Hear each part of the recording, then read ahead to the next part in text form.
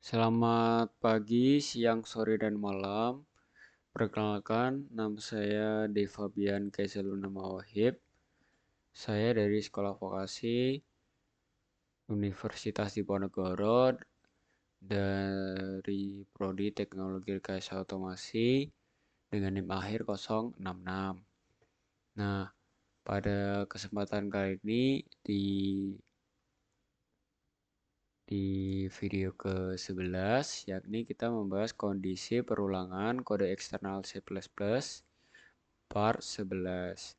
Nah, di video sebelumnya kita sudah membahas yang namanya eh, variabel, input, fungsi, komentar, dan namespace. Nah, sekarang kita membahas eh, kondisi juga. Nah, sebelum saya menjelaskan lagi, saya ingin mention sebelumnya di kondisi perulangan ini sudah pernah dilakukan pada saat masih menggunakan Replit ya. Kita menggunakan bahasa pemrograman Python. Nah, sekarang beda menggunakan C++ dan menggunakan lokal. Lalu sebelum itu saya akan memaparkan alur pembelajaran, yakni ada kondisi if else atau boolean ini, kondisi if else boolean, perulangan, for, while, do, while, iterasi pada array, latihan program mencari nilai maksimal, parameter by copy dan by reference, prototype fungsi, penggunaan kode eksternal, compile and run program melalui terminal, latihan program modular sederhana. Jadi kondisi boolean. Nah, kondisi dalam boolean itu eh, tipe data bool yang hanya bisa bernilai true benar atau false. Sering digunakan dalam pernyataan kondisional seperti if else dan perulangan untuk mengontrol alur program. Nah, kondisi if perintah yang akan berjalan jika kondisi terpenuhi. Contohnya di sini ada flowcard dan if total belanja lebih dari 100.000, outputnya selamat Anda mendapat hadiah atau inputnya mendapat hadiah. Dimasukkan nanti terus akan mendapat notif seperti ini. Dan selanjutnya kondisi if else perintah yang akan berjalan jika kondisi terpenuhi. Jadi if password sama dengan copy, maka nanti akan jika benar selamat datang bos akan mendapat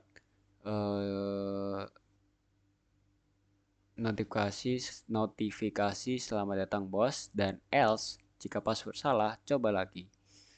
Terus kondisi if else if seperti biasa digunakan ya pada penilaian. Ini biasanya digunakan pada penilaian nih di nilai 90, nanti grade-nya dapat A. Nah, ini else if fungsinya seperti ini, bisa banyak. Lalu selanjutnya logika boolean.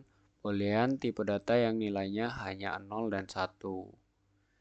Jika berkebalikan dari nilai berkebalikan dari masukan input. 0, 1, 1, 0. Jadi selalu berkebalikan antara input dan output. Nah, terus N, nilai akan benar jika keduanya benar. Nah, ini 0 sama 0, 0. Terus 0 sama 1, 0. 1 dan 1, 0. Yang benar ini. 1 sama 1, 1 hasilnya.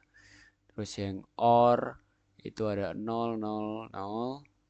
0, 1 sama 1, 1, 0, 1. Jadi nilai akan benar jika salah satunya saja benar. Itu untuk yang OR.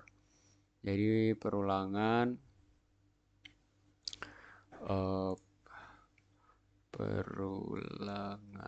C++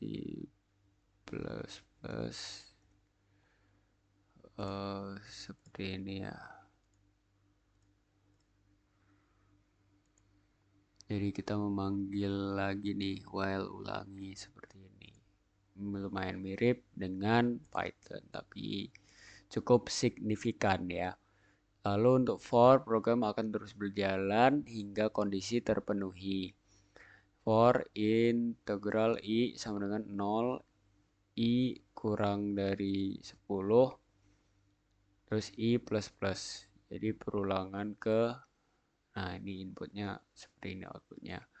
Dan while, program akan terus berjalan berjalan hingga kondisi terpenuhi. Ulangi Y, apakah kamu ingin mengulangi? Ya seperti itu, ini buat pertanyaan juga. Do while, program akan melakukan perintah dulu, kemudian mengecek hingga kondisi tertentu. Do, jalankan while kondisi. Lalu ada iterasi array, mencetak seluruh isi vektor. Ini ada kodenya seperti ini ya. For in i sama dengan 0, i kurang dari order size.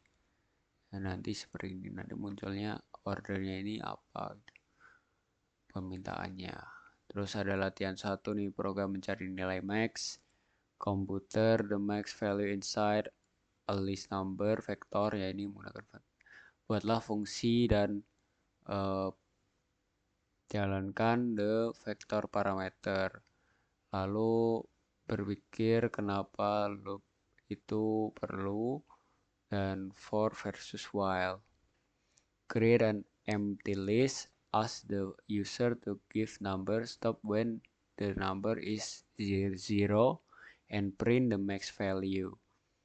Parameter by dan by reference. Jadi bedanya by copy itu hanya mengganti nilai dari variabel tersebut, dan by reference parameternya langsung mengubah nilai dari alamat memori variabel tersebut. Nah, ini bedanya, guys.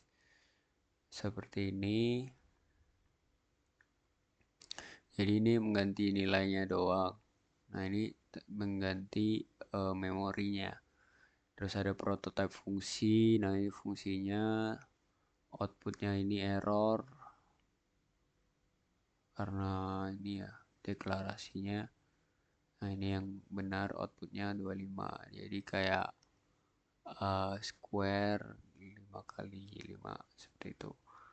Dan ini ada perbedaannya. Function deklarasi itu mengatakan compiler tentang keberadaan dari fungsi. Ini yang function deklarasi dan bisa memasukkan hanya nama fungsi dan return type-nya. Terus biasanya dipakai di header files untuk deklarasi fungsi. Sedangkan function prototype ini memberikan compiler tentang keberadaan dari signatur dari fungsi tersebut, jadi yang tidak bisa diubah-ubah. Terus harus include nama fungsinya, terus return type dan parameternya. Terus biasanya digunakan untuk mengecek fungsi sebelumnya, panggilan fungsi sebelumnya. Jadi ya, terus selanjutnya ada pemisahan file CPP. Pemisahan file CPP dan HPP. Jadi bedanya itu kalau CPP itu header, kalau yang CPP itu source-nya ya. Nah, perbedaan HPP dan CPP di pemrograman. Header file, terus kalau CPP itu sumbernya ya, kayak isinya. Lalu di sini ada kode-kodenya. Nah, ini compile dan run melalui terminal agar bisa melakukan sesuatu programnya. Jadi ini harus sih, supaya bisa kita merunning sebuah program. Jadi G++ nama filenya apa, nama output filenya apa, terus slash nama output filenya kasih exe. Untuk latihan yang kedua ini ada modular sederhana ya, itu menaruh dua exciting function ke dalam section di berbeda file ya.